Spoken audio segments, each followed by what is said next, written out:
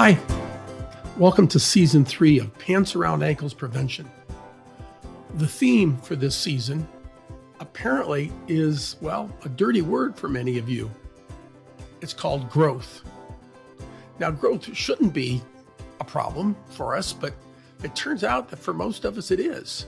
And what we want to do this season is explore why that is and how you can begin to address it.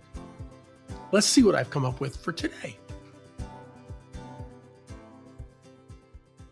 Hi, and for many of you, welcome back.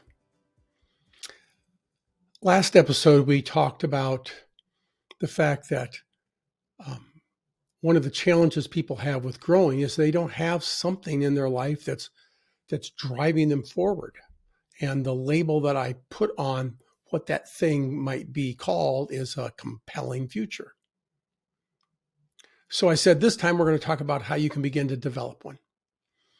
If you think about it, everybody wants a compelling future.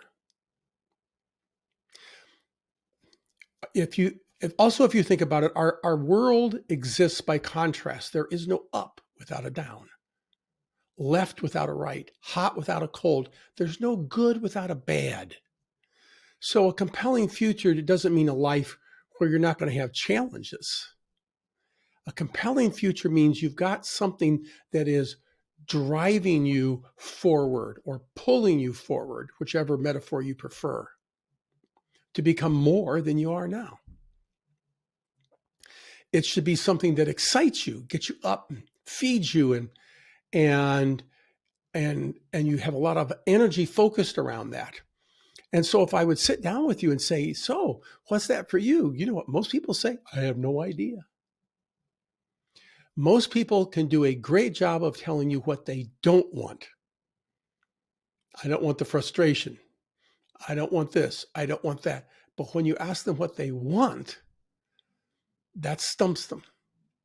So I'm assuming that you're listening to this, and some of you may have compelling futures, but some of you will not. And how do we develop one? So the first thing that I want you to know is that to a certain extent, the first step in this process is trivially easy. You need to change the input.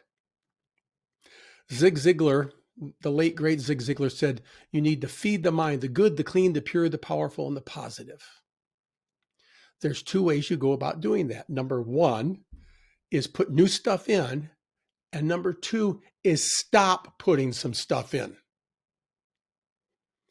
So the best way to put the good, the clean, the pure, the powerful, and the positive in is to start reading new things. If any of you are interested, send me an email. I'll send you a reading list. We have a reading list of some things that can stimulate you. But the other thing that I would encourage you to do is to change the input by guarding what you're putting in and stop putting some things in. Stop watching the news. Stop listening to the news. Stop reading the news. It's all bad. It's all negative. It's horrible. And all of those things have a subtle effect on you. They do. Change the television you watched. Actually, ideally, turn it off. You'll if you're like most people, you'll go into withdrawal. But the reality is, yes, there are some things on TV that are worthwhile, but most things aren't. Most things are designed to put you in a semi-hypnotic state and every few minutes have a commercial on to try to sell you something, and they keep you captured that way. As a friend of mine once said, if you're hungry, you might find a biscuit in a garbage can, but that's not where you go to look for it. And yes, you may find some good stuff on TV. That's not where you need to go to look for it. So there's a couple examples. Change the input by being assertive about what you're putting in and being protective, and stop putting some things in that you've been allowing to go in. That's the first step.